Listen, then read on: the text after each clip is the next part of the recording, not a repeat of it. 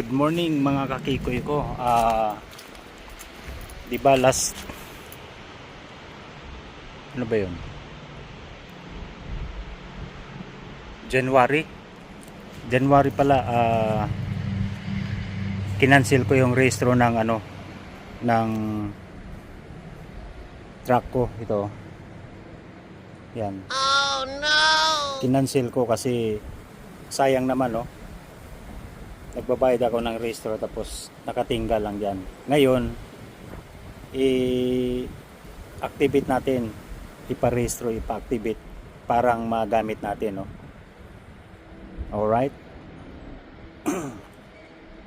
So pupunta tayo ngayon. Hindi natin muna i-drive yan dahil hindi nga nakarehistro eh. Ang gagawin ko lang ay kukunin yung ano niya, yung registration paper, di ba? So ipapakita ko sa inyo. Keep on watching. So ayan, kukunin natin mga kakikoy ko.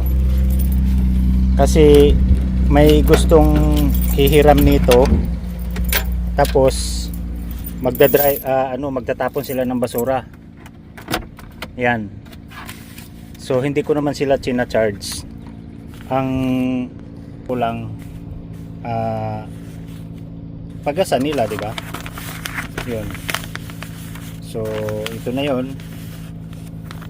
Kung makikita nyo ito. Yan, oh.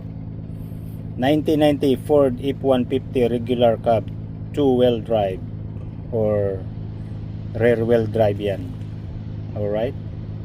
Nakalagay January kasi last year, di ba? Tapos continuous.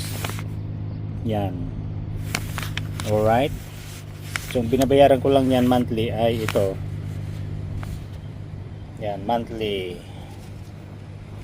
66.70 total payment kasi mayroong finance fee, PST, yung provincial sales tax. Yan, every every 15th day of the month. So ngayon ang gagawin natin, so total in a year ang binabayaran ni Kikoy dito ito. Yan, 711. So mababa, di ba? At enjoy pa. Yan. So titingnan natin kasi nagbabago yan eh. Tingnan natin ha. Alright. So keep on watching. So punta na tayo doon sa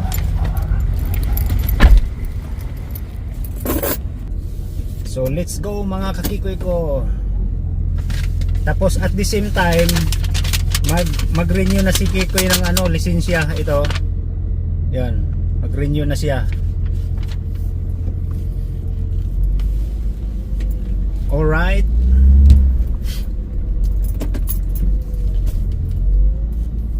Napakadali lang mag-renew ng lisensya dito at saka magparehistro ng sasakyan. Hindi katulad sa Pilipinas, ang daming pasikot-sikot yung mga fixer sa labas. Oh no! Kasi gusto nilang kumita na illegal. So kayong mga mga gustong kumuha ng lisensya, dumaan kayo sa tamang proseso. Ang nag-uumpisa din naman kasi yan yung mga opisyalis ng LTO mga kurakot di ba? Napaka-kurakot. Hindi naman lahat. Kasi may tiyuhin akong dating nasa LTO nagtrabaho. Siya, law of enforcement. Ganon. So hindi ko nila lahat Pero nagretiro na yung tiyo ko. Pinsan yun ng tatay ko. Ganon, mga kakikoy ko. So keep on watching lang kayo. Pipicturan pala ako doon kasi renewal ng lisensya, no.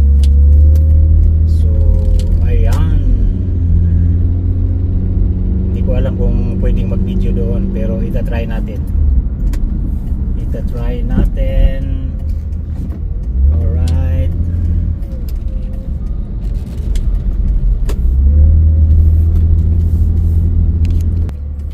Traffic tayo dito Ano kasi ngayon Oh, meron pa. Oh my god. Ay, biglang pasok. O yan, wala na. Pasok na, Kikoy. Alright.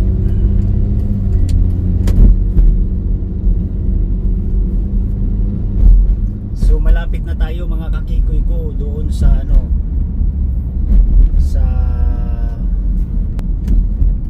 pagre-renewhan natin ng sasakyan. Alright. Ayan, oh. So dito na tayo. So tinayman ko to mga kakikoy ko, dyan lang kayo ah.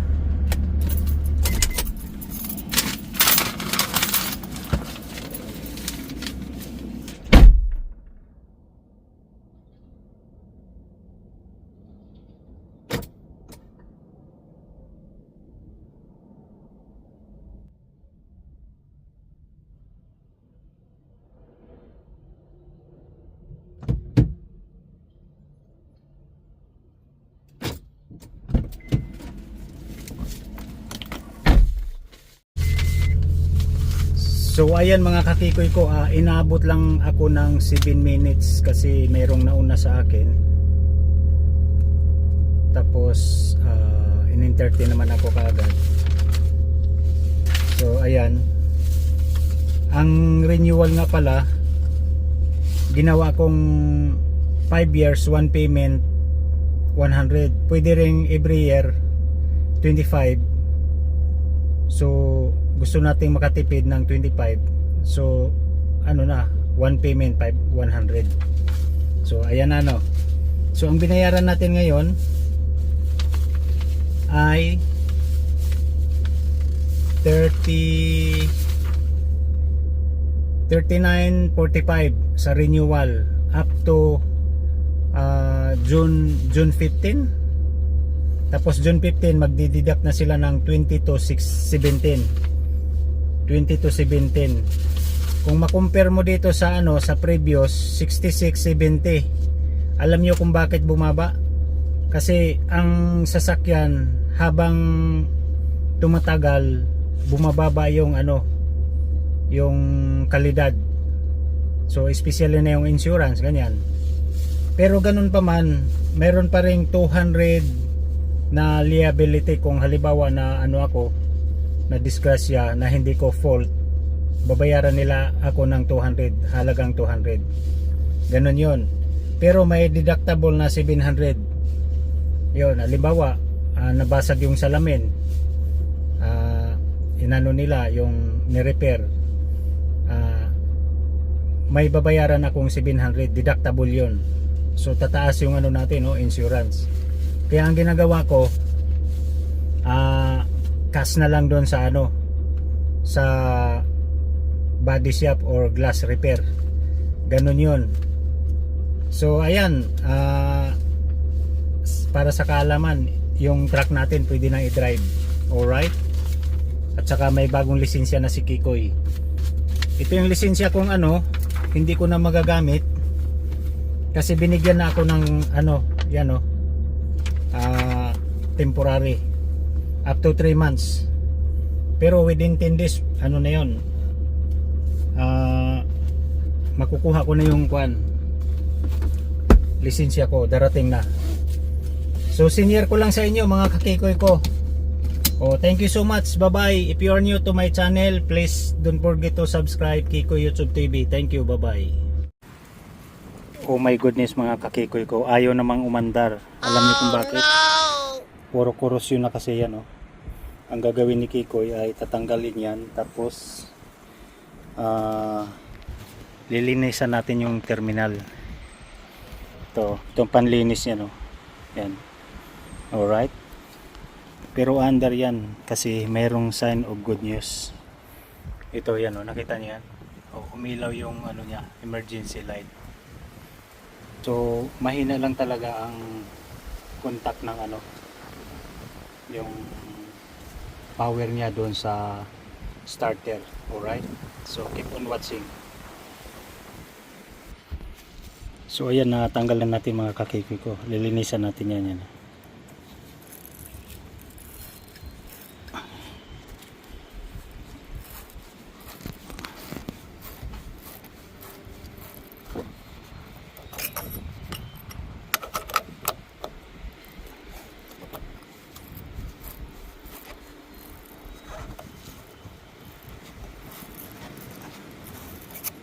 Ayan, nalinis na siya, di ba? Alright. Tapos, gagawin natin uli, yan. Kasi may korosyon eh, di ba? Ilang buwan na stock din to.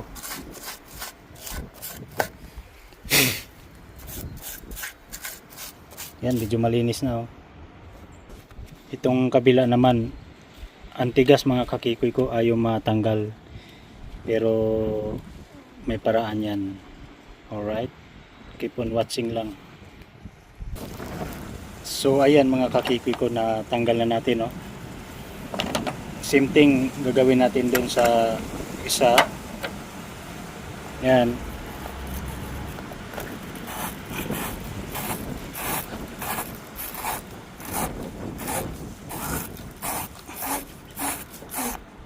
O yan.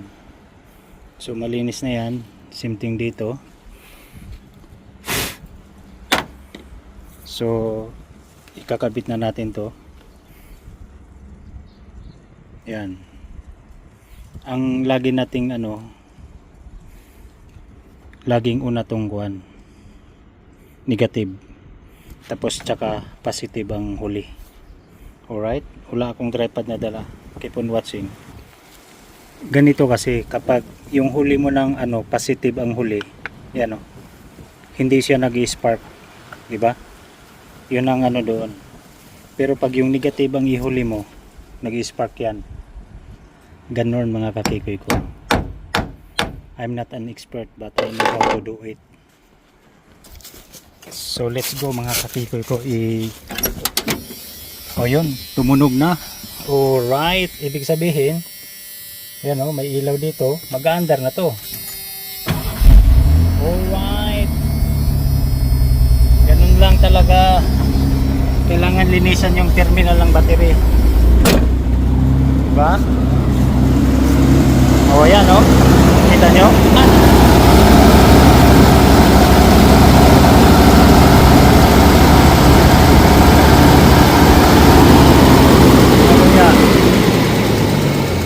Yung coolant, ang dumi coolant.